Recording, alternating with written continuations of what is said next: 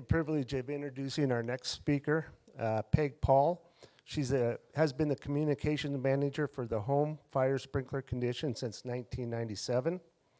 She has since founded her own agency, Peg Paul and Associates, a marketing communications agency in 2000. Her team specializes in public safety awareness programs and has been retained for that purpose by some of the leading national safety advocacy groups. So she didn't want me to read her full bio. I'll just turn it over to her now. All right, thank you. And if you want to just come forward a little bit, and I just want to tell you up front, as an incentive for sitting through the whole presentation, which by the way is going to be exciting, you get to go home with a set of goggles. And I'll explain how they work if you don't know. But as you know, what we're talking about today is using virtual reality to communicate the benefits of home fire sprinklers. So I'm going to see if I can put this on. This is my first time in Montana. So what a beautiful place to be. And I'm originally from the Midwest, if you don't hear my twang. And I used to live in a sprinklered home, but we sold our home in May of 2001, or 21, so a little over a year ago. And the young couple in their early 30s, when they saw it was sprinklered, they were so excited. Now, the husband was in commercial real estate, so he was familiar with sprinklers in general. So I went over and I showed him the riser and how to do the test and all that stuff. So it was definitely an added bonus, and partly because of what he did for a living. For them to buy a home that was sprinklered, I did retrofit it in 2001, and it was the first house in my community, because of being the sprinkler woman, to be sprinklered. So we used it for educational opportunities. So then what did I do? My husband and I got in our motorhome and started wandering the country. And it's not sprinklered, so I need to figure that part out. So anyhow, I'm Peg Paul, and I'm the communications manager with the Home Fire Sprinkler Coalition. And I've been with the group since 97, so a long time. And it's been a real exciting and challenging opportunity to try and educate people on sprinklers. Probably the biggest challenge, thanks to Hollywood, as we all know, and I'll touch on that, is all of the myths associated with it. And I know that many of you know that as well, so we will get into that. And I just want you to know that for the next couple slides, it's stuff that you already know, but I just want you to see the way we present it and make sure we're all on the same page. So first of all, who is the Home Fire Sprinkler Coalition? It's a nonprofit 501c3 that was organized in '96 with the NFPA, the National Fire Sprinkler Association, and the American Fire Sprinkler Association. And they all came together and they said, we're all trying to do the same thing, increase awareness about the benefits of home fire sprinklers. So instead of just all going off and doing our own thing, let's come together. And that was the very beginning. And then since then, a lot of other members came on board. We get funding, and we have a representative from State Farm Insurance who serves on our board, Underwriters Laboratory, Factory Mutual, and then I serve on the Fire Life Safety section of the I-Chiefs. They're on our board, NASFAM, so many of the fire service organizations as well all come to the table, and it just gives an opportunity to talk about what are the challenges, where are we going, what are we doing. So this is where we're all on the same page. Today's 1- and 2-family home fires are more dangerous for residents. That's where the fire deaths are occurring. I would imagine you're probably seeing the same thing in your area or in your state. Nationally, 6 people die in U.S. fires every day. 85% of residential fire deaths are in 1- and 2-family homes. 8,600 civilian injuries, and over close to, I should say, $7 billion in direct property damage, which is part of the reason State Farm is on our board. And as we all know, they're dangerous for firefighters. Firefighters are 11 times more likely to be injured fighting a structure fire, specifically 1- and 2-family homes, and 87% of firefighter injuries are from fighting structure fires in 1- and 2-family homes. And then we hate to talk about it, but it's reality today. And it's not just structure fires. We know it's EV, electrical vehicles, and all the other things that are out there when it's burning. But firefighters face a 9% increase in cancer diagnosis, a 14% increase in cancer-related deaths compared to the general public. And the other thing that's kind of startling, and this comes out of NFPA data, is that all of the work in prevention and smoke alarms have really decreased the, the number of house fires today. But the fact is, house fires today are more dangerous, which is why I'm here to share the virtual reality with you. In 2019, the most recent data, we were able to see that the death rate per 1,000, so when you look at it that way, was 27% higher than the death rate in 1980, so 40 some years ago. And what that basically comes down to is if you have a fire, you have a 15% more chance to die in that fire, because that's how dangerous and hot fires are today. So today's fires become deadly in less than 2 minutes, and the reality is it's because of lightweight construction. That's what we're concerned about with firefighters going in. We know that lightweight construction is wonderful when you use it to build a home, but the moment you add fire to that, it's a whole different scenario. Also, large, more open designs enable fire to spread quicker. And then, of course, the furnishings. That's what it comes down to, is what do we have in our home once it does catch on fire? How quickly does it burn? And it's the synthetics and the polyurethane and all the stuff that is in our homes today compared to 40, 50 years ago when it was all natural fibers. So I hope all of you know how a sprinkler works. That's our biggest myth. They're all individually activated by heat, but the data shows, and this was data that came out of Scottsdale, Arizona, that has required sprinklers in all new homes since 1986. More than 50,000 homes in Scottsdale are sprinklered. That's more than half of their housing stock. And we were able to look at data over the years, and 89% of the time, only one sprinkler operated in a typical house fire, and the fires were kept to the room of origin 97% of the time. So NFPA 13D is the standard for installing sprinklers in 1- and 2-family homes. It's a life safety system, so it's designed so people have at least 10 minutes to get out of the home. It really isn't designed like 13 and 13R to protect the property, but that is an added benefit to 13D. It only requires sprinklers to be installed in living rooms, so it's not garages or rooms under 55 square feet. And NFPA and ICC codes have included the requirements for sprinklers for a number of years now, so it is in the building codes. And I know here in Montana, legislation has basically taken sprinklers out of the codes, and that's one of the challenges that we're faced, and I'll get into that in a few minutes. So we all know the benefits of home fire sprinklers is that they control a fire automatically. Smoke alarms warn you to get out, but the sprinklers start working right away. And it protects those at highest risk, because especially if you think about young families today with very small kids, it's giving them time to get their kids and get out of there. Or many families now, multi-generational, may have elderly family members living with them. So it allows everyone to get out. And then, of course, we can't forget our pets.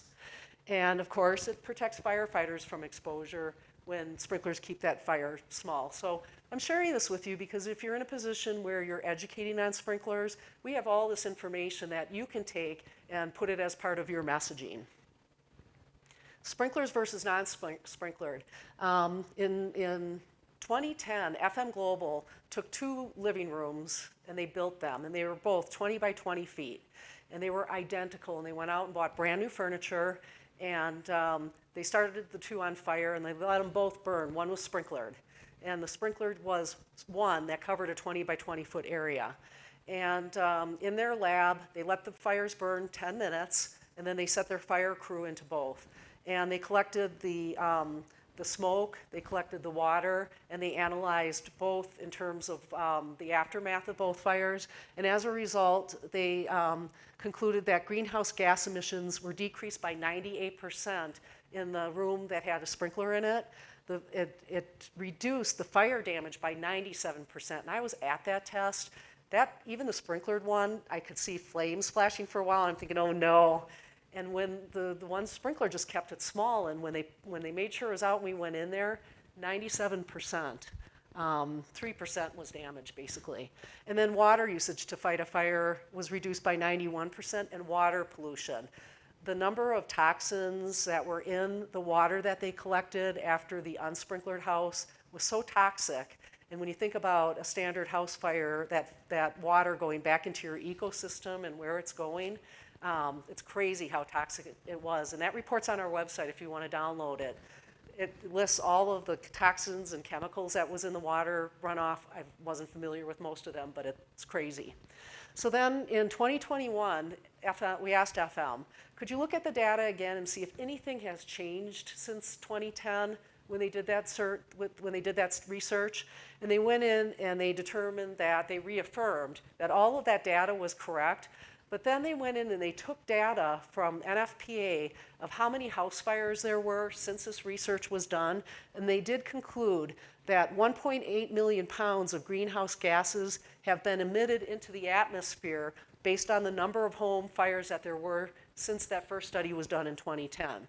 Home fire sprinklers would have reduced the greenhouse gases by 97% if all those homes were sprinklered. So, getting to our challenges, lack of awareness is the biggest thing. Also, the myths. As I started off today, again, Hocus Pocus 2 is out. If you remember Hocus Pocus 1, there's a scene where a character takes heat to a sprinkler and they all go off in the room. And that's what we're always challenged with, is that's what people see and that's what they believe. And then a lot of people think that it's activated by smoke. I've had conversations with people who said, well, if I had sprinklers in my home and I'm burning my pizza and it sets off the smoke alarm near my kitchen, will all my sprinklers go off? So it's like double layers of challenges. The home building industry is, of course, probably our biggest. We all know that home builders don't like adding costs to the homes, and so there's a lot of resistance. I know that you had that experience here in Montana, and one of the things is there are builders that believe new homes don't build, so we start off with that, but they don't want the added cost. And they have lobbied home fire sprinklers out of the codes, and there's a figure out there that shows that the National Association of Home Builders and that industry have invested over $500 million over the course of the years to lobby sprinklers out of the codes like they did here. And so that's our biggest challenge, is if it's lobbied out of the codes. And the one thing we talk about then is the codes have sprinklers in it because they made some other changes. And so if you take the sprinklers out, then are you ultimately building substandard homes? And so something to think about. And also we know, and I believe that happened here as well, they do a really good job, especially if they're in legislation, misinforming decision makers, stakeholders, and consumers. They're just putting bad information out there, oftentimes water related. And so that's a big challenge, because when legislation is up in the area, then that misinformation is getting out there. Oh. Water purveyors are another challenge. If there's an area where they're just not familiar with residential sprinklers, oftentimes they think that 13D systems are similar to commercial, that you need a separate water line going in. They oftentimes don't realize that basically a 13D system is part of the domestic water supply. And so we need a lot of education with them. Backflow requirements in some areas, water meter issues. And then the question comes up, okay, if the homeowner didn't pay their bill and we have to shut off their water, are they no longer protected? So a lot of layers like that related to the water industry that we want to educate as well.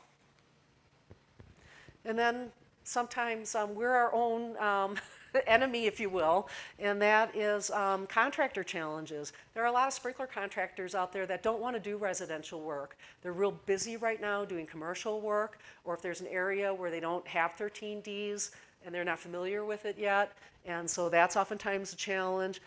They may not know how to work with home builders, because working with home builders is totally different than working with commercial builders, and so we need to increase awareness with sprinkler contractors if they want to enter this part of the business.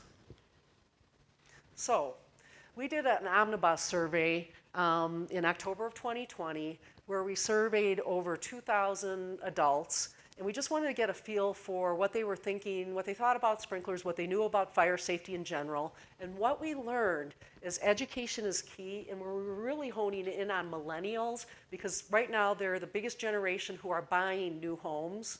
And so we wanted to get into their minds and compare them to baby boomers and get a sense of what they're thinking. And we did learn that once they learned about sprinklers, suddenly it was something that they desired.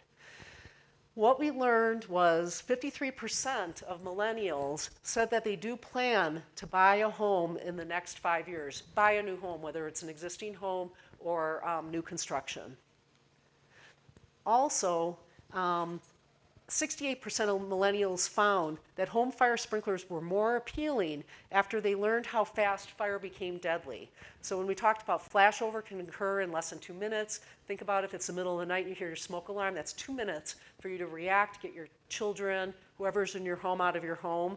Once they learn that, suddenly they really wanted to learn more about sprinklers because these are the millennials who are smart homeowners. They want all the stuff related to, the apps and controlling things on your smartphones, and so this was something that really appealed to them. Also, 80% of millennials said that they would prefer to buy a home with home fire sprinklers after learning how they work. So that was the key. They had no awareness that this was something you could have in your home if they were from an area where you just didn't see it, and but after they learned about them, they wanted them, and that was 80%. And we show some of the other age groups and generations up there as well. 72% of all surveyed recognized that fire sprinklers did add value to the home. So part of the reason we were asking that question is, I'll talk later more about appealing to developers, but it's sort of a marketing opportunity. Developers, and builders, your home buyers want them, so you should put something in the home that your buyers want, like we know they want many other things as well.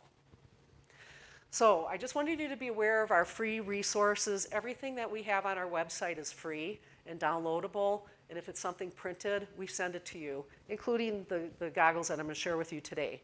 Fire departments are the primary users of our material, but we have information, of course, consumer education, but we have information for home builders, developers, AHJs, water purveyors, building officials, and other stakeholders. We've really done a good job identifying who's all involved in this process. And if you're not familiar, I invite you to please join our Built for Life Fire Department. If you go on the website, you'll find it on there. And if you sign up, it's free, and we only use it for us. It's not like a list that we share with anybody. We don't sell you anything. What we do is it's an opportunity for us to communicate with you. We share anything that's new. When we were first doing this virtual reality video and we had a rough cut, we sent it to the Built for Life fire departments and we were looking for their input. And then also just feedback. Sometimes we'll do surveys and ask, do you still use printed material, or what do you use the most, in your communities? It helps us make sure that we're providing, the best materials for you. And then also we have a stipend program every year, primarily thanks to State Farm Insurance, where usually they're about $500. You have to be a Built for Life fire department to apply for it, and we just send you the check, and we encourage you to use it during May, which is Home Fire Sprinkler Week, to do some type of community outreach. Some fire departments use it to do social media boosting. Some are creative and they do their own version of an educational video and put it out there. So it's really, we keep it open as long as in some way you're using that stipend to extend your community outreach efforts.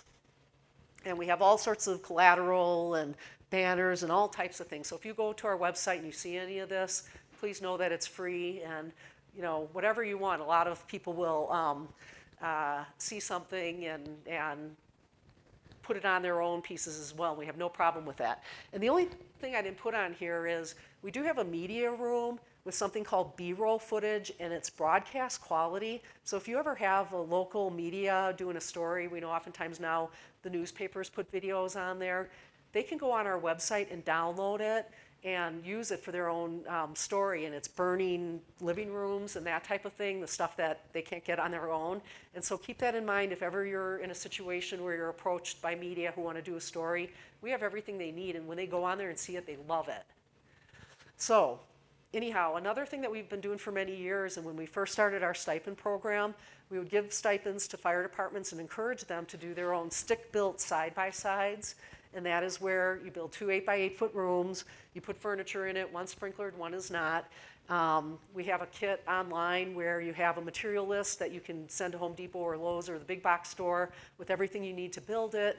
And we encourage fire departments to work with a local sprinkler contractor to build the riser, or we have a free riser pack that we can send to fire departments even if you don't get the stipend. If you think you want a side-by-side and you need a riser pack, we will send it to you, and it's all the components to do a side-by-side. And And then basically it's done during community events. How many in the room have done a side-by-side? Okay, so you're familiar. And I know now trailers, sprinkler trailers, and you don't have to build them yourselves. And so oftentimes those are used as well. So we've been using this for a number of years, and it's wonderful at community events. The people attending get to feel the heat. They get to see how quickly flashover occurs. And then they get to see up close and personal how a sprinkler activates, and then they understand that it's the heat from the fire that activates the sprinkler. So it really is a teaching moment on many levels. Both rooms have smoke alarms, so they can see how quickly the smoke alarm is activated compared to when the sprinkler activates. And then typically the fires are put out, they're cooled off, and when it's safe enough, the community can come and take a look at the difference in the two fires and the damage. So what had happened is there are parts of the country where it's getting more difficult and challenging to do some of these side-by-sides. I know up in Oregon there were some issues, especially during wildfire season, with air quality, live burns, that type of thing. I don't know if you see any of that here. But the other thing is there are certain people that are hard to get out to watch a live fire. And we refer to them as the stakeholders who are involved in putting sprinklers in new developments. Your builders, your developers, your elected officials, decision makers, water purveyors, planners. It may be hard to get them out there, so what way can we bring our experience to them in virtual reality? So we, and with virtual reality, viewers get to experience this fire as if they're standing in the room. So what we did is we went into Ashland City, Tennessee, which is near Nashville, and this house was built for us to do this. We had 2 identical rooms. They were the same dimensions, measurements, everything, and we put identical furniture in. They had the same windows and doors, and so we put the sprinkler in one room, and we actually took a virtual reality camera, and we put it in the middle of the room for flashover, and the guy right there by the couch, he was our director, and he did all this research before we did this because he knew we had only one chance to light this fire, and he said, we're going to lose our virtual reality camera. So as backup, I'm going to put another one in the corner of the room. We're going to cut a hole in the wall, and I need a firefighter who he's got to guess the best time to pull it out so we can truly capture flashover. And so the virtual reality camera was live streaming into a laptop all of the video, and then all of a sudden, boom, it was gone. So we knew the fire put out that camera.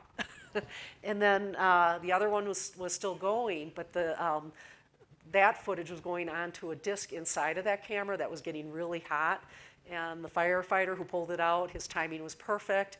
The camera was smoking and steaming and really hot. And when they pulled that out, we were all so nervous. And when we stuck it in the laptop, the images were there. So when you watch the virtual reality video and you see like a little jump, that's what happened when we were editing. We went from where we had no more footage because the fire burnt up the virtual reality 360 camera, and then from there on forward, it's the camera catching the rest of the room. So just a little background story on how we produced this.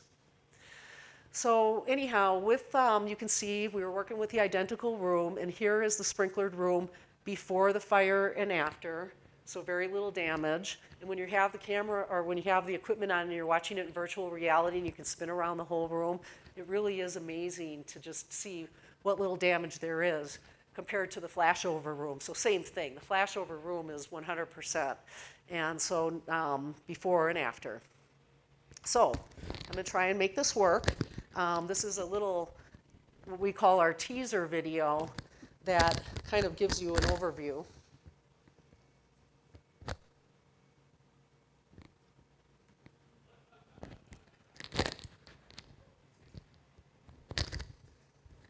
Thank you. Fire is fast, but home fire sprinklers are faster. A house fire can become deadly in as little as 2 minutes. The fire burns hot and fast. It creates toxic smoke that spreads throughout the house. You are about to experience 2 fires in 2 rooms that were set up with identical furnishings. The 2 rooms are the same size, same windows, and the same doors. The fires in both rooms were ignited with combustible materials commonly found in typical living rooms. One room is protected with a home fire sprinkler, the other is not. Experience a real home fire in virtual reality and and see how fast fire can be. Learn more about how you can keep your home and family protected at myhomefiresprinkler.org. Okay, what do I do again?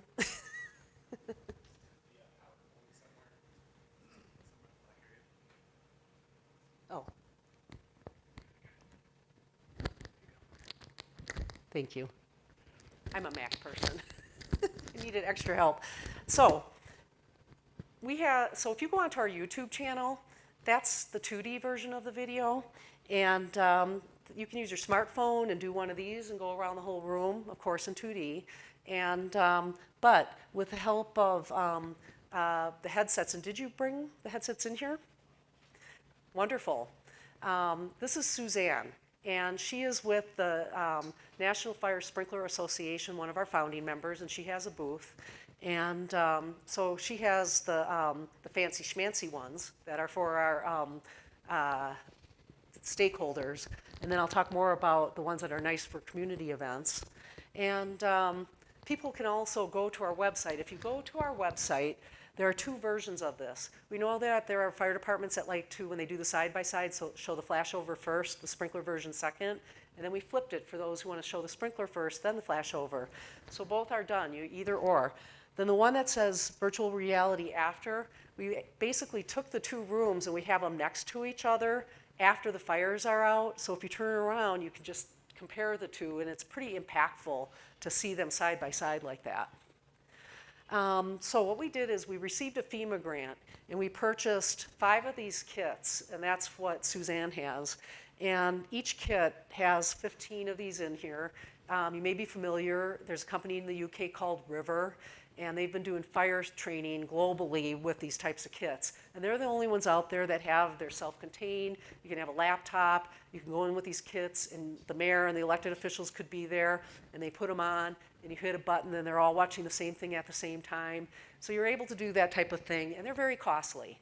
But the other thing that Suzanne's doing here is it is uploaded to each headset, and so individually people can have the experience as well. So what we did with the FEMA money is we really wanted to test this with the stakeholders, and so we put these in 5 areas, and Suzanne was a person who managed it up in the Northwest, and here in Montana is one of her regions. And as you can see, these are the various areas, and everyone was supposed to do 12 presentations each, and they all blew it away. They did so many more. So with the FEMA grant, we really ended up doing a lot more. So Suzanne, do you want to just say a few words about your experience? Sure. So I'm based out of Tacoma and work for the National Fire Sprinkler Association. So I have one of these kits. I have the big kit where we could show 15 people watching the same video. So if you have a presentation to your fire commissioners or elected officials, or even a group of developers, and wanted to have them all watch it at the presentation at the same time, or as Peg mentioned, we have the goggles where people can watch them individually. So if you stop by my booth, you can try them out. I've been mostly bringing these around to fire conferences, building officials, to try and let them know that these resources are available. Again, I'm based out of Tacoma. I can get these to you if you have a need for them. We're not using them. Peg has a different vehicle for using them at like open houses and with members of the public. But if you have decision makers, stakeholders, or even groups of firefighters in your training that you want to show this tool to, let me know. And I'm certainly happy to bring it over and send it to you and use those because we want to get them out there. And we even put training together where if you're the person who's going to show them, you can go on and watch a video, and it trains you how to use these if you're going to use it to present to others. So thank you, Suzanne. So here you can see, you may recognize up in the top right, if you know Dr. Lori Merrill Moore, our U.S. Fire Administrator, and Tanya Hoover. They had a chance to experience, and they were blown away by the experience. But these are different areas, different venues where we've showed the virtual reality. And what I found interesting is when we shared it with the fire service who had experience in fires, a lot of them said this immersive experience actually made them feel like they could smell the smoke or the heat. So it's amazing how this technology kind of taps into that part of your brain. So we did some surveys because FEMA wants to evaluate everything, and we just asked a lot of the stakeholders for some feedback. And as you can see, this question using a scale of 1 to 4, 4 being the highest, rate the following: realistic, it's immersive, VR, so we're not surprised with that. But the ability to move around and do these different things, it really is a wonderful experience. And then the educational benefits. So everything ranked really high in terms of being an educational opportunity. This virtual reality fire experience was a good use of my time. This was an easy way for me to learn more about home fire behavior. I would recommend this experience to others, and this is a good public educational tool, true or false. So it did come out of the evaluations, scored very high.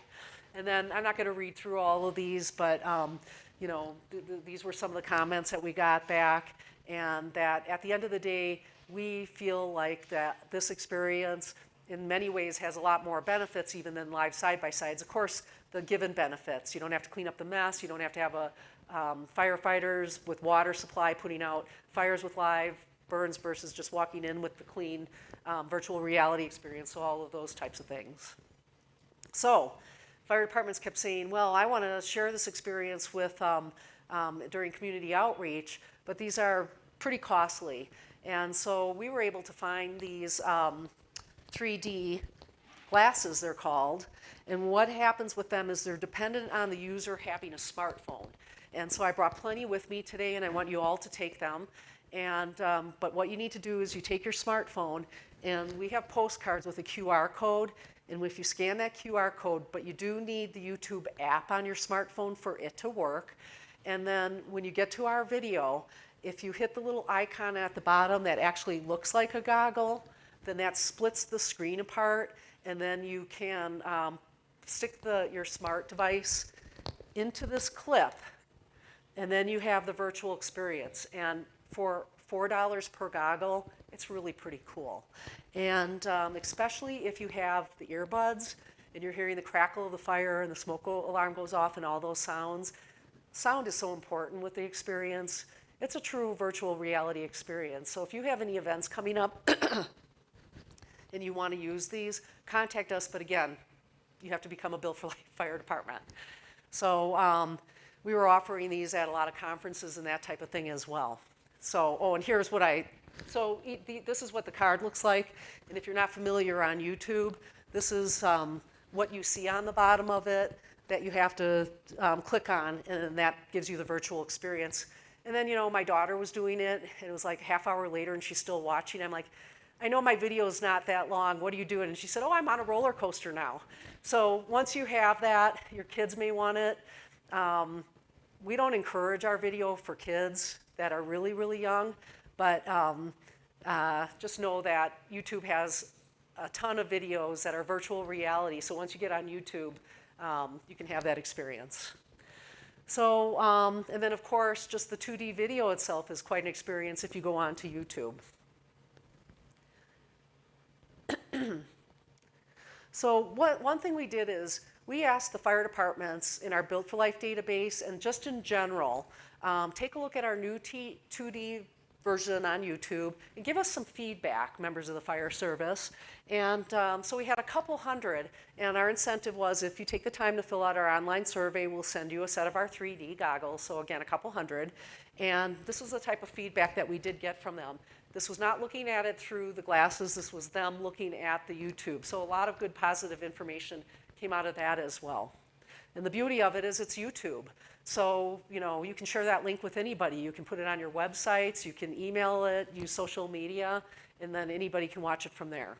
So now, how do we make, I'm switching gears to making the VR experience part of a developer incentive strategy. So I want to get a little bit into what that strategy is. Home fire sprinkler incentives are locally negotiated trade-ups that AHJs offer to developers in exchange for installing home fire sprinklers in entire developments. It can be different in each community. If there's a community that has high risk for wildfires, there may be certain incentives that may not be appropriate compared to communities that do not. It does not require a change in local code or ordinances. This is not a code topic, which is why this strategy is perfect for Montana, where sprinklers have been taken out of the codes. reduce construction costs and increase builder profit. Also, obviously, protect occupants and firefighters ultimately. 13D, the new version, now has an Annex B that has all of these developer incentives in it. Contains valuable resources for helping advocates to have this discussion. So it's right in the standard now, and it's not a mandatory part of 13D. So, and that's why it's an annex. But just know that all this information is in 13D, the 2022 version. So I think this should play.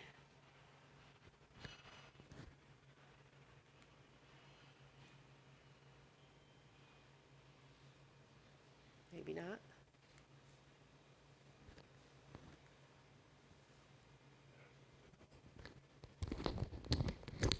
Thank you.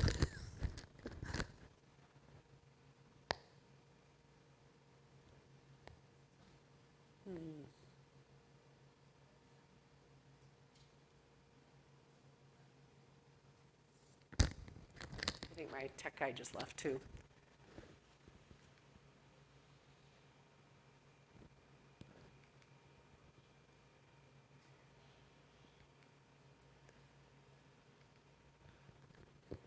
All right.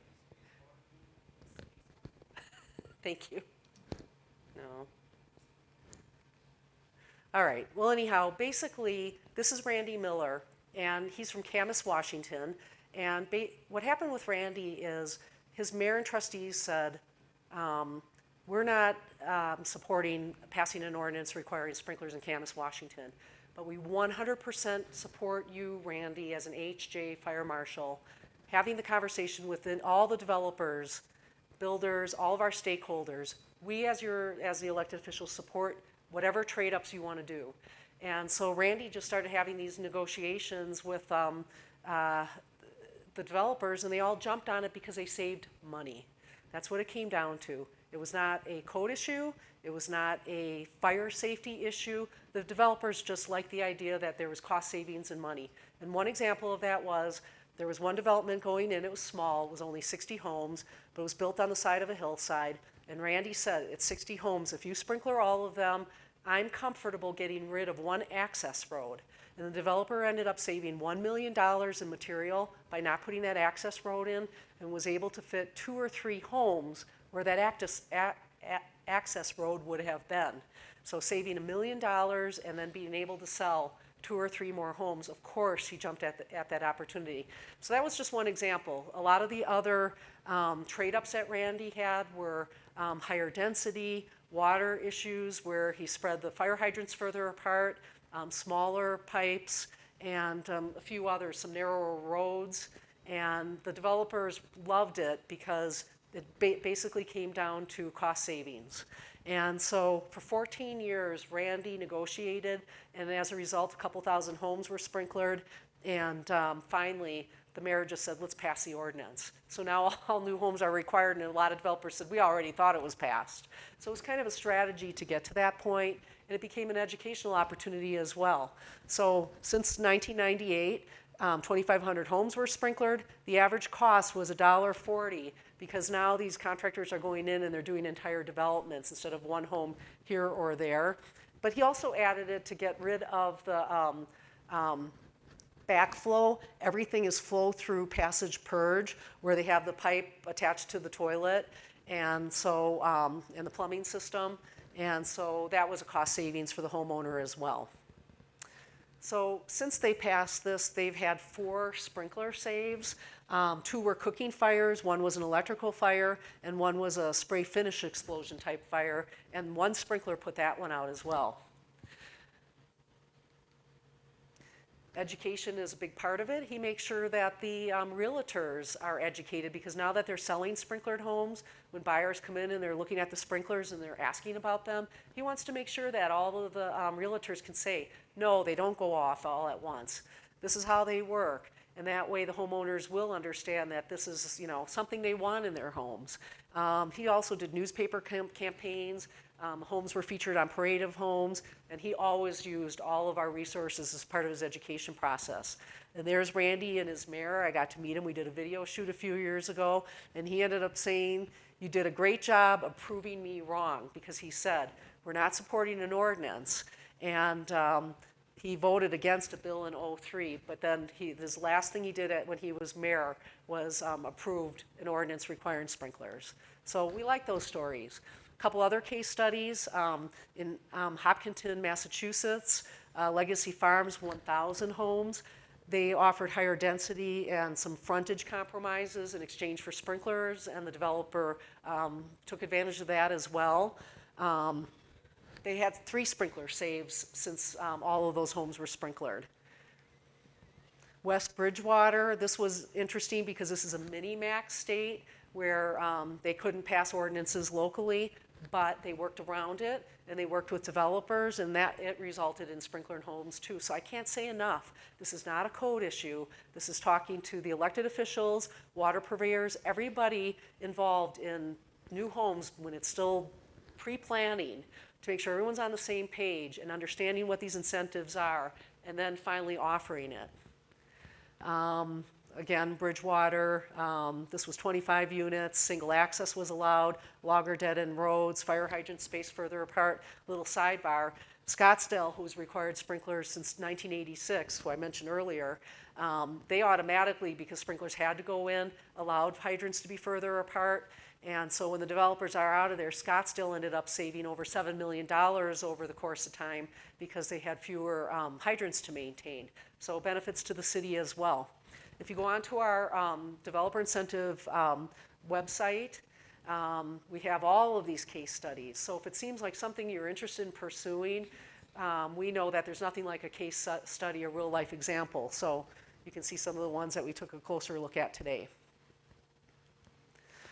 So, I don't know, I think home fire sprinklers are a better solution than this. I just like this photo. How many in the room are familiar with that? So, and then community risk reduction. If you're in an area where you are now doing community risk reduction plans, how does this fit in? It fits in because it helps the fire service identify local, or CRR is that, and home fire is a priority risk in every community. So if you're protecting the new housing stock, that allows you to keep your resources for the other risks in your community. And I want to point out with Home Fire Sprinkler Coalition, we're always talking about new construction.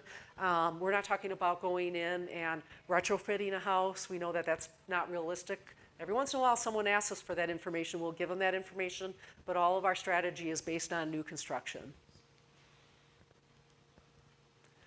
And again, going back to our study, key for developer success, we remind the builders that their buyers want it. So if they're taking advantage of cost savings and they end up with a sprinkler development, this is an opportunity to say, I'm the only developer in this community right now with sprinklered homes.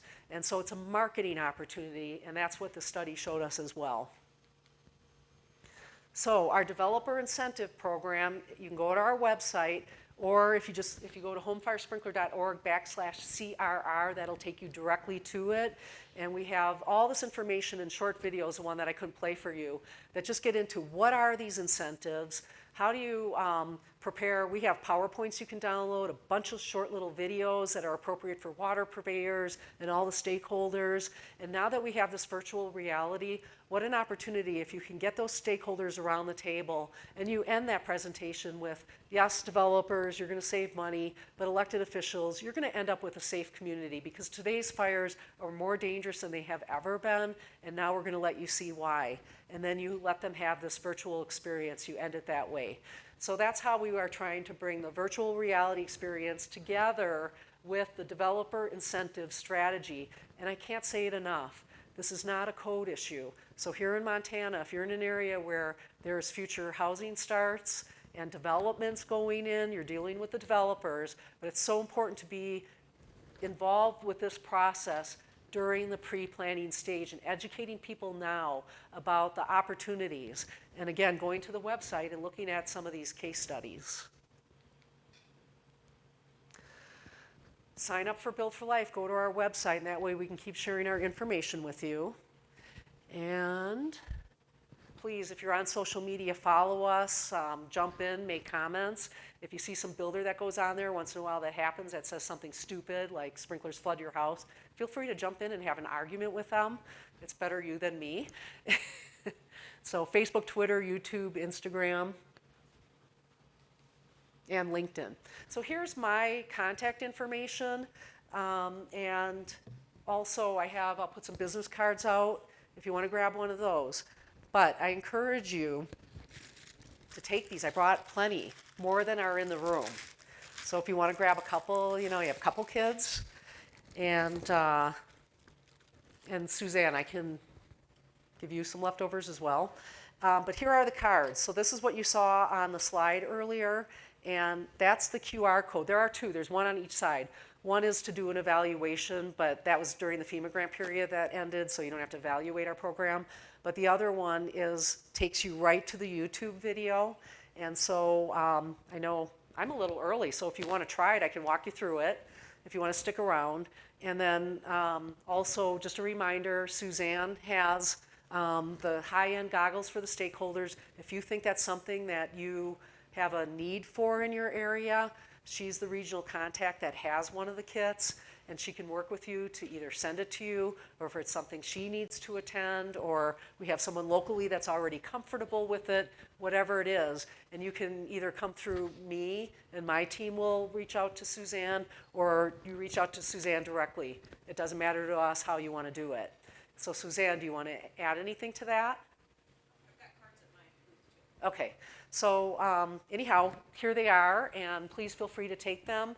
And again, use your smartphone, scan the QR code, and then don't forget to hit the goggle, and that makes it the VR experience. I couldn't play my video earlier, the second one. I can quick play it if you want.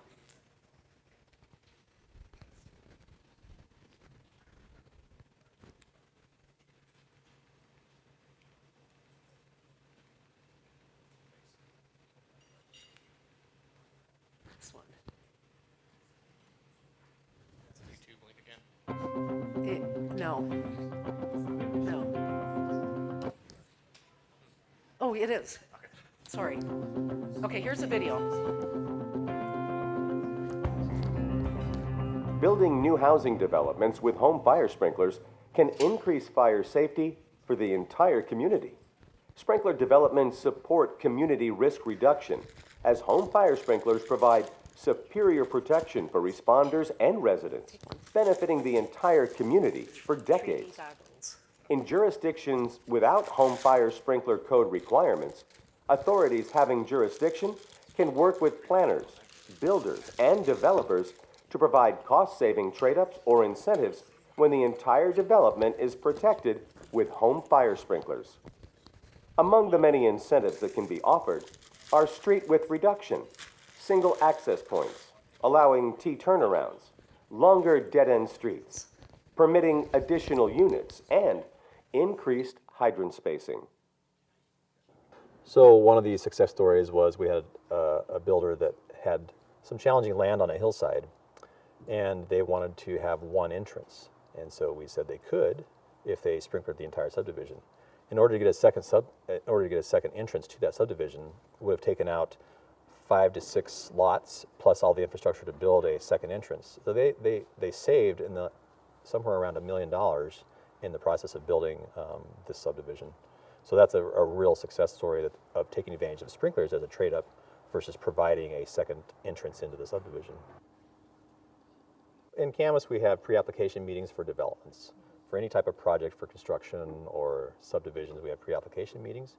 And that's where I do a lot of my educating, is in those meetings and discussing with them the trade-ups and what they can take advantage of, and less infrastructure cost, less hydrants, one way in, those types of incentives, steeper slopes, a gated community, less water, not having to make amends for that. So that's where I have a chance to educate the developers, is in these pre-application meetings where we have planning, building, the fire marshal's office, and all of those agencies. We all sit together and we all have a chance to discuss their development before they submit for an application. Communities can choose which incentives to offer that are specific to community needs. They are not one size fits all. Offering incentives to protect entire developments is a win-win for everyone. Home fire sprinklers save lives. Protect what you value most.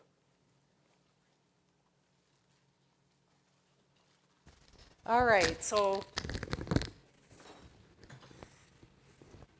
Oh.